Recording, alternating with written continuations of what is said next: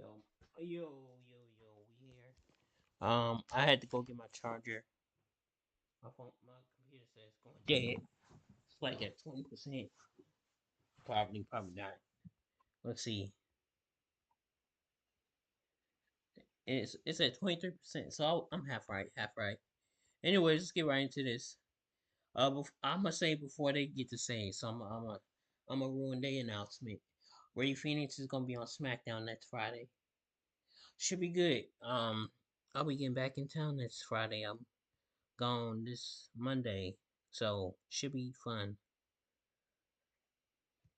Back with some more news. Join us now as we look at the wildest news stories and rumors you need to know, including WWE is not changing course with Jey Uso, the reason behind the new WWE Hall of Fame change, Aleister Black's WWE return date revealed, Paige talks about a WWE return, is Eva Marie returning again to WWE, WWE ending a 6-year WrestleMania tradition, the bloodline just got bigger, and much more. Be sure to subscribe and hit that notification bell for daily wrestling videos and follow us on Facebook for exclusive lists. Also check out our new videos on WrestleMania XL.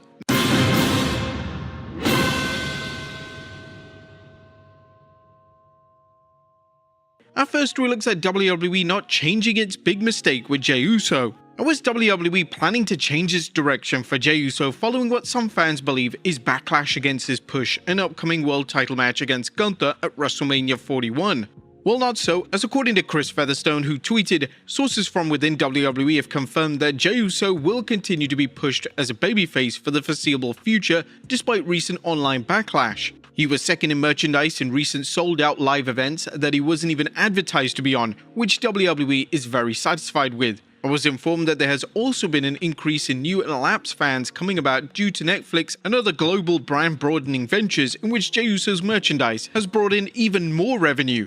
And while some fans have criticized main event Jey's push, it's hard to deny the wild reaction he's been receiving at live events.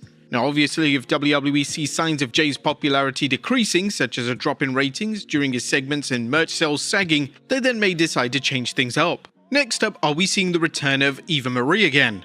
Now, the controversial star Eva Marie has had two very awful stints in WWE, but it's possible that she could be back for another run in WWE, as during a recent interview with Ring the Bella, she fueled speculation on a return to the promotion. So because words mean a lot, I feel like you can speak whatever you want to in existence, and I love WWE. I'm very grateful to WWE, I love the WWE universe. I mean, you could never get enough of the evolution. Never. You know what I'm saying? And I would love to come back and stir things up. There's nothing better than going out there and ruffling some feathers, so yeah, the possibility is always there. In 2023, she revealed that she was in talks with WWE, but nothing came of it. Would you guys like to see her back in WWE? Let us know in the comments down below. Next up, WWE bringing a big event to India. Now, there's some recent comments from WWE President Nick Khan that suggest WWE is considering holding one of its PLEs in India.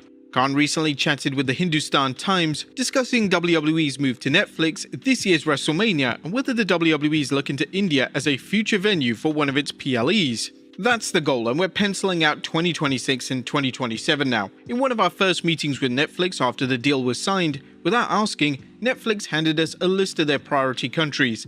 At the top of that list was India. And knowing that the race will come into play on April 1st in India, if it's important to Netflix, assume it's important to us. India has always been important to us, so we're penciling it out now. And let's wait and see. Now, we discussed how WWE is the second most popular sport in India as cricket is number one. India is a huge market, and given WWE's success in hosting PLEs in international markets, it seems inevitable. But just what PLE might get the nod and when it will happen remains to be seen, but it's sure to up the bidding process for WWE shows down the road. Next up, Drew McIntyre injured on SmackDown.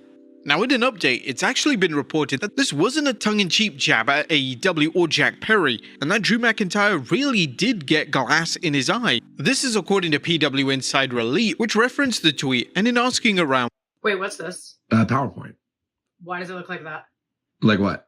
All ugly. We're not using Google. You and we're told that the glass in his eye part of the tweet did happen. Our best wishes to McIntyre. Next up, McIntyre responds to a young fan who flipped him off. McIntyre recently responded to a young fan who flipped him off during Drew's segment on SmackDown, where he talked trash to Cody Rhodes and Randy Orton. The former three-time world champion commented about the young fan, apparently giving him his props. Fair play, this little twat had absolutely mugged me off. Hate recognizes hate. Next up, the real reason behind the new Hall of Fame category. Are you curious why WWE's added a new category to its Hall of Fame? Well, WWE recently announced during last night's SmackDown that WrestleMania 13's Bret Hart vs. Stone Cold Steve Austin I Quit match will be inducted into its new Immortal Moment category.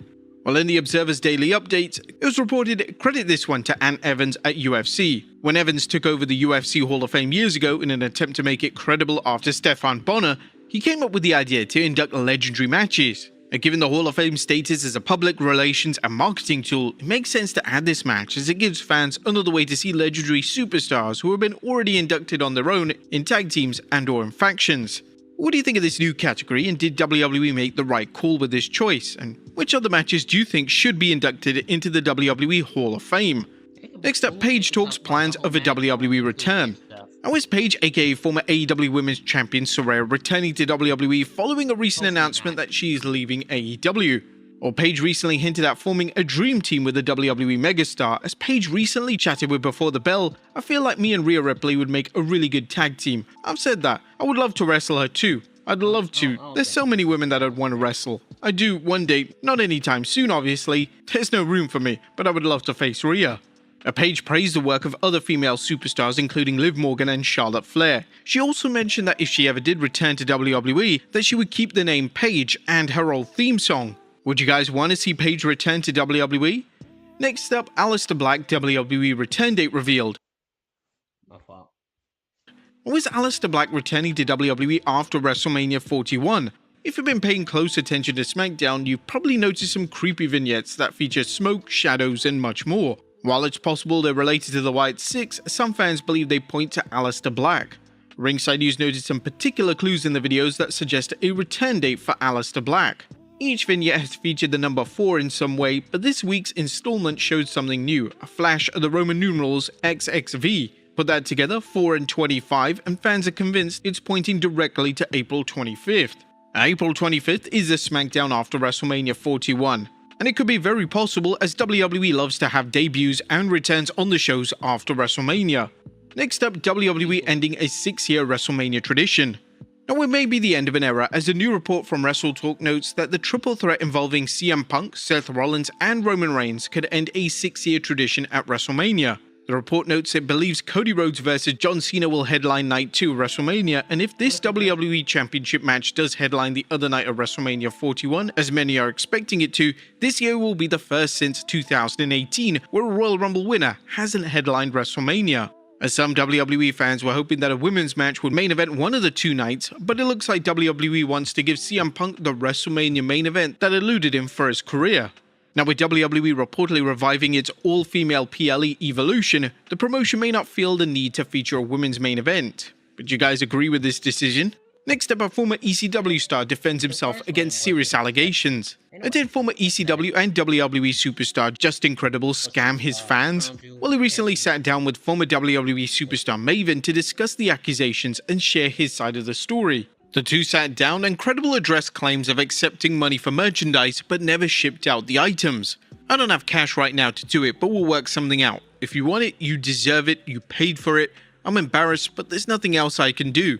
Again, I'm not trying to run scams. Even that word hurts my feelings because there was never any intention of a scam. It's not like an operation. I'm trying to just feed my wife. Do you think the first thing I'm going to worry about is that I didn't get my shipment out Friday? Well, Pro Wrestling Tees also doesn't send your ship in 2 or 3 weeks. Believe me, I'm just saying that. A lot of it could have been done differently. If you meet me in an arena or anywhere in life, you could ask anybody in this building, anywhere. I'm a good man. I'm an honest guy. I have flaws, but everybody still loves me in the business. I'm not a bad person. I've done some things that I'm not proud of. Now, it was also addressed in the video of claims of Justin no-showing wrestling shows and podcasts. And finally, the bloodline just got bigger. Last but not least, congratulations to Zilla Fatu on the birth of his first son. Zilla took to Instagram posting a picture of himself and his son along with this note. Ekilio Fatu, my first son named after my dad today is our day. Today we celebrate both you and dad and your grandson. Zilla's dad Umaga passed away in 2009, but his legacy lives on thanks to the fans' memories and Umaga's family members paying homage to him in the ring. Do you think Zilla's son could follow in his grandfather's footsteps? Let us know in the comments down below, and I'll see you next time with some more wrestling content. Following his father's footsteps. I want to see him in WWE. You know, they didn't even mention Dragon. I mean, not Dragon League. Uh, Ray Phoenix. I thought they were gonna do that. They didn't do it.